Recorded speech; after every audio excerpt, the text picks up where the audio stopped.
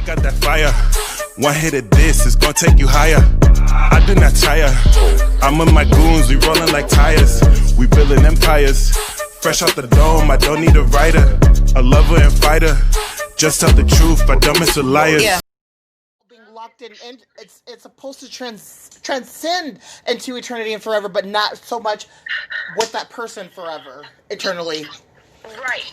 Love is expansive. It is supposed to expand and grow and include new things and new experiences. And eventually, it doesn't matter how much you love somebody, things become stagnant unless you take time apart. And you can take time apart within your secular unit and still love each other and be together, but experience things separately and experience new forms of love, maybe not new partners, maybe with new partners, but love even of self is forever expanding and changing, and it is not meant to stagnate, and it's never going to last forever. Like eternity forever. Because, you know, it can't last. It can last in an eternity on an energetic level. But at the end of the day, we marry, we love each other, we die, and we go on to the next phase or the next, what, you know, and maybe, you know, it can transcend into other lifetimes and other existences. But for the most part, though, that's still love transforming and expanding and being expansive and also new and all of that. Because people don't realize, yeah, you can love somebody forever, and that person can be that love of the life. But the thing is humans, we are naturally not monogamous fucking creatures. No, originally, we were not. And you know what? And there are so many forms of love. There are platonic loves. There are romantic loves. There are intimate romantic loves. Yep. You know, I fall in love with my friends. My love for you transcends. You're my friend. You're my soul sister. You're so much more than that. Right, but you are. Yes, you're. And you you know you are. But we are intimate lovers. Yes. On a very. We are soul partners. Intellectual scale.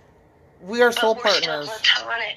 Yes. And even if we weren't platonic, it would still, our relationship would still be at an exalted level, at a level of love that goes beyond, like, this human body, that goes beyond humans' locked-in perception of love and committed relationships and non-committed relationships. Because, you know, you are my soulmate, you are my soul partner, you are my soul sister, you know, you are my flame, but there's so much more to that, because other people are too. Right. And it's like, you and I both have come to realize that you and I are twin flames, but we also have another flame out there, our lifetime partner. Right, our masculine counter flame. Our masculine counterclaim. And you know, it would be awesome if we could all get together and have a communal, loving relationship, but that's never going to happen. So, actually, you know what? That could actually happen. You know, sometimes you never know. We might get a hold of some really, really good pizza with some good mushrooms. You know, and with some. You never know nowadays. You know, Woodstock 3 could change a lot. You know, we could one day wake up and have a hangover moment. But when it comes to, like, sexuality, though, but you and I, though, we are kind of in a different category when it comes to that compared to most people on this planet. Right, and also, I love my friends. I have friends that I love, and then I have my tribe, and then I have my pack. And my pack, I love unconditionally. There is nothing my pack can do that is going to cause me to turn my back on them. But I guarantee that any of my tribe members who try to attack my pack, I'll rip their throats out, even though I love them. There's conditions on that love. And then the people outside of that, there's major conditions on the affections that I will give them, on the love energy that I will give out. You know, love is a spectrum, you know, and it is meant to expand and grow, contract and explode and create new forms of love, and love is never ending and ever changing. Love also has to transform and change energies just as we do as souls, and just as all forms of energy does. Yes, it does. And some people need to alchemize love, and they need to learn how to get away from alchemizing love through sexuality, you know? Right, and some people are here for that. Like, some people are here for that love type of, you know, that form of it. But those are your porn stars and your, you know, your people, you know, like that. But for the most part, I would say that that's their sole purpose, is to learn how to alchemize. Right. Yes. Definitely. And you know, there's just, people misunderstand love. I mean, there's so many different aspects and so many different categories and levels when it comes to love. But for the most part, people do not understand love. I mean, love is supposed to be unconditional, but love is also not. Love also can be cruel, malicious. It can be hurtful, and it can cause way more pain than pleasure. And when they say that love is the most highest vibration, I think that love is one of the most highest, but I don't think it is the highest, because I also think sexuality and music are also high vibrations, but not the highest, because love can kill somebody just as quickly as it can revive somebody. Here's my thought on love. More wars have been fought. Yeah. In the name of love. Troy. Helena Troy, Caesar, Cleopatra. So, yes, there's been way more bloodshed over love. More. And I am in no way saying that love is not a glorious, amazing thing. And, you know, I constantly question every day whether or not I will ever experience the partnership that I crave, whether there's really somebody out there for me that can handle the depth and the immensity of my love. Because for me, when I choose a partner, when I have fallen in love or walked into love with somebody, when I have opened my soul to somebody, as you well know, I will build a world for you. And I will tear down anybody who hurts you. And I will do everything I can to make sure that you have absolutely everything you need in order to be, excuse me, that was beer cheese that just came up. Didn't even hear that. You have everything you need so that your soul is satisfied. So that when you leave this plane, you know without a shadow of a doubt that your soul has been touched by the purest love. Now, that is how I feel about love when it comes to my intimate relate, because I feel that, like, my friendships, those are intimate relationships for me. My partner, that's an intimate relationship for me. You know, for me to call somebody my friend, like, truly call somebody my friend, more so, like, surpassing an acquaintance, that to me is an intimate relationship, and that relationship should be like that. Like, we're in those last moments of transitioning from out of this life, and when you do transition to the next level, you would have known that pure love just from based off of a relationship with another person. And I think that, and it should be like that for all partnerships and even friendships. And that's why I take friendships very seriously, and that's also why I get hurt so easy. I've had my heart broken by more friendships than I have lovers. But I'm also just very committed to partnerships and people. Like when I introduce somebody into my life and I bring somebody into my life, that's very serious. That's a level of commitment. Now, if anybody breaks that Right. or desecrates it, or basically kind of like what I went through with certain individual around my birthday time, I will not say the name, but the Sweden. I'm just gonna leave it at that. That broke my heart, and I cried for 45 minutes one day, realizing that I had let somebody into my life that should not have been there. Right. And I just with the history of abuse that I've had, and from birth up through now, the relationships that I've had, unless I have brought you into my pack, I will not extend that to you, because I just don't let people close to me. I don't. Very few people know the kind of life. Yes, you're very selective. I am too. I'm very selective about who I share my life and my life story with on very deep levels. That's a privilege. And it's like there's parts of it I can talk about without any issue. And I can recant stories from my childhood as though I'm sitting around telling a campfire story with no emotion. And people don't understand that. But for me to open up emotionally to you, that is a different level. And that's what I do with my pack. And those are the people that I will rebuild an entire world for, because they have earned my trust enough to know that what I am willing to do and what I am willing to sacrifice for their happiness. And also to let them know that you are there for them on all levels. Like yeah. Yeah. And it doesn't matter what issues they bring to the table.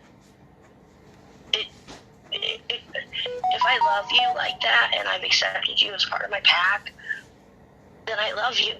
Right, and that love will never be taken away or restricted or defined. It's like that's the most purest love. That's that unconditional, exalted love, that above the agape type love, to where that even in the wrong, or even in any type of separation or hurt or pain or whatever happens, you still love them at that level, and you will respect and honor that forever.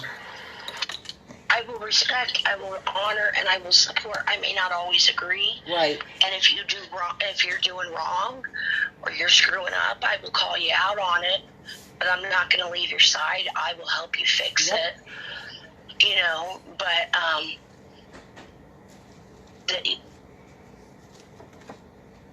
personally, there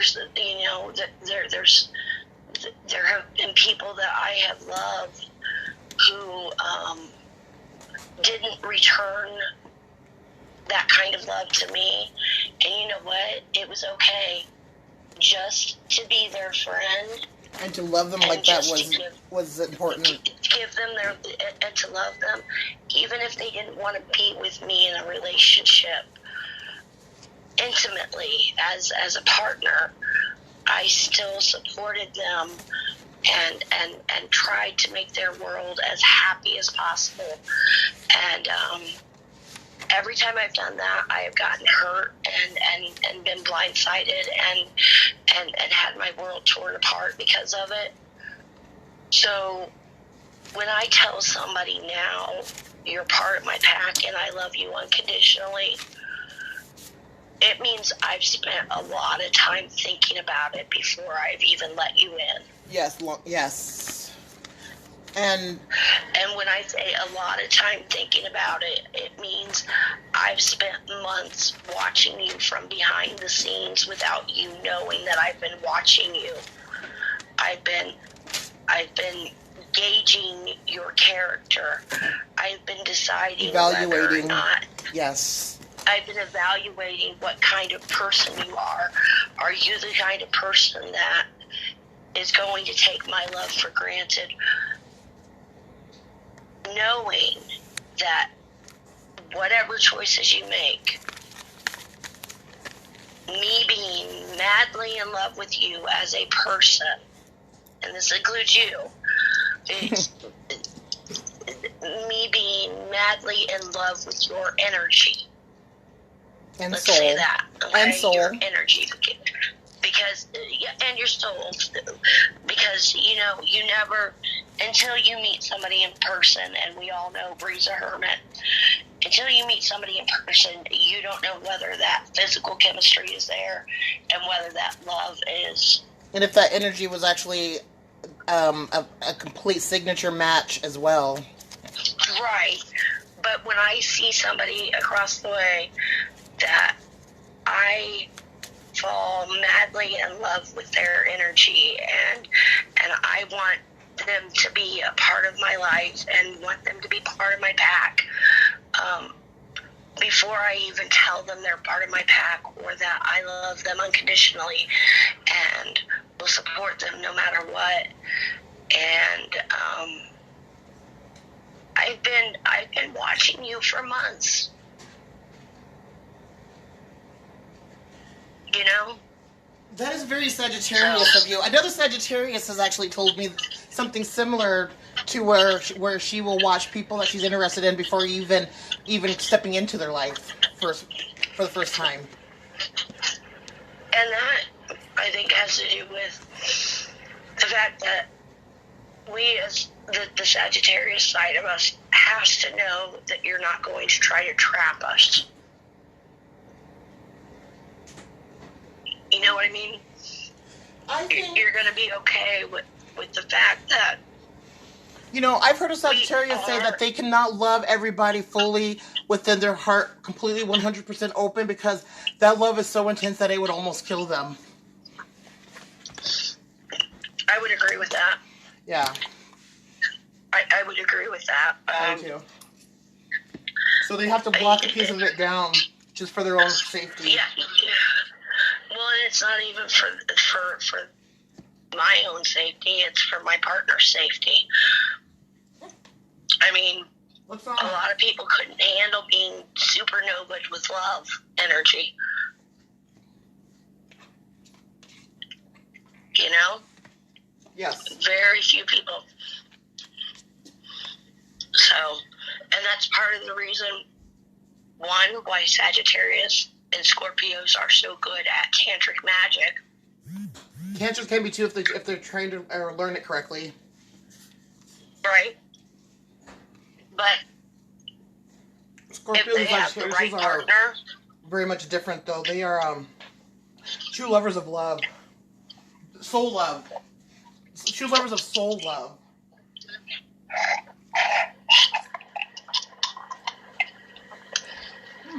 yeah. And it's,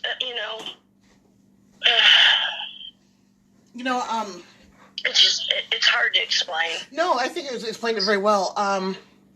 We'll have to pick up on this, but we are 18 minutes in, and I think that we hit some really good. I mean, I love talking about love because I think people need to be really, truly re-educated on it on different levels, and hearing it from a Sagittarius, Taurus, and Leo. Those are the three fixed signs or two out of the three fixed signs of love.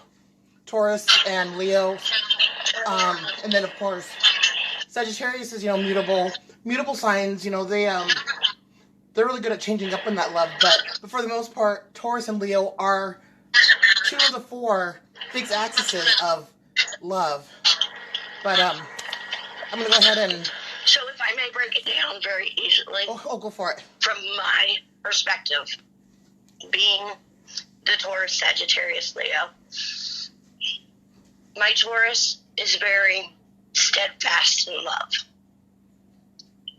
My Taurus is very steady in love, and once I love you, I'm going to support you. I'm going to be there and I'm bullheaded about my love. Taurus is ruled by Venus. Of course, they're about love, and they also will seek it out in love.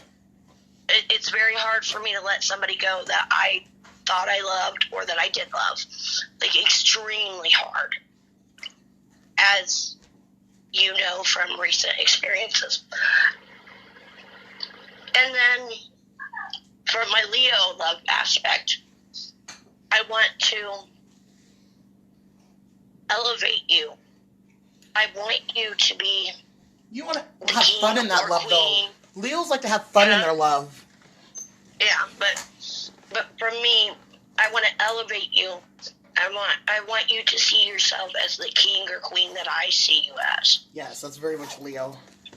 And I want to show you that you are that king or that queen. And I want you to embrace that, and I want to help you move through whatever you need to heal through. Help healing so that you understand that you are every bit worth the love that I am giving you. Right, because Leos are very strategic, like Scorpios, when it comes to picking their partners. And for a Leo to take on a partner, just as Scorpio, that they have to see you as an equal or above. But definitely Leos search for that royalty match to them. That's why they are very, choosy and picky about their deep partnerships, because they see themselves as royalty because they are, but they don't want to date outside. They don't want to date peasant blood. They want to date somebody or be with somebody that is of that royalty just like them. So when they pick a partner, their partner is somebody who they find great. Right. And then as a Sagittarius, because, Sagittarius gets they're you guys get flighty with love. They're not mental and things like that. But actually, Sagittariuses are very committed. When they find that person, they are one of the most committed but they are also very flighty, though, at the beginning. It takes a minute sometimes. They can be. Yeah. But the thing about them is, and what makes them flighty, in my opinion, and what makes them move back and forth and seem that way, is that a Sagittarius is about the free love. It's about the expanding love. Right. They don't want to be locked and held down in it. That freaks them out. Sagittarius would be about the, okay, whatever's going on in the bedroom isn't making you happy. Let's find some way to make you happy. If it's not me and it's somebody else, that's fine. We'll do whatever needs to be done. We will explore the ends of the earth together, and we will learn each other's souls. But they also want that same openness returned back to them. It's not a one-way street. It's an equal shared. Right. It's about so for me overall, I'm going to give you all those things, and it's like, I'm going to say, I love you, and I'm not going anywhere. I'm going to elevate you, and I'm wanting you to see how I see you, and I want you to reach your fullest potential. And while we're doing that, we're going to explore every inch of love and every inch of the world that we possibly can together, and we are going to learn and grow. And that is my love.